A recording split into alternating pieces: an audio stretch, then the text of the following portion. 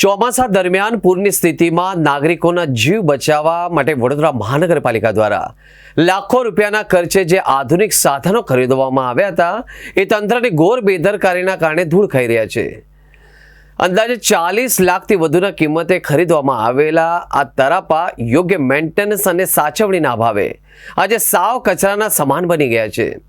આપત્તિ વ્યવસ્થાપન અને કટોકટીના સમયે વડોદરાના નીચાણવાળા વિસ્તારોમાં ફસાયેલા લોકોને તાકીદે બહાર કાઢવા માટે આ સિન્થેટિક મટીરિયલ રાફ્ટ વસાવવામાં આવ્યા હતા। નિયમ મુજબ આવા મોંઘા સાધનોને પંચર કે નુકસાનથી બચાવવા માટે પ્રોપર શેડ અથવા તો ઇન્ડોર સ્ટોરેજમાં રાખવાનો હોય છે, પરંતુ વડોદરા દ્વારા તેને ખુલ્લા પ્રિમાઇસીસમાં મૂકી રાખવામાં આવ્યા હતા। વર્ષો સુધી ચોમાસામાં વરસાદ અને ઉનાળાના આકરી તડકાના કારણે આ તરાપાઓનું મટીરિયલ સડી ગયું છે અને તે સંપૂર્ણપણે બિનઉપયોગી બની ગયા છે।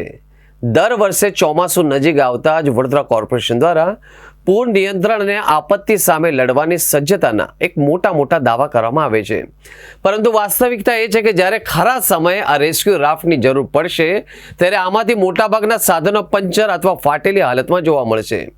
સ્થાનિક વિપક્ષ અને જાગૃત નાગરિકોનો આક્ષેપ કરી રહ્યા છે કે જનતાના ટેક્સના પૈસાનું આ રીતે આંધણ કરવું એ સરકારી નાણાંનો સીધો વેડફાટ છે।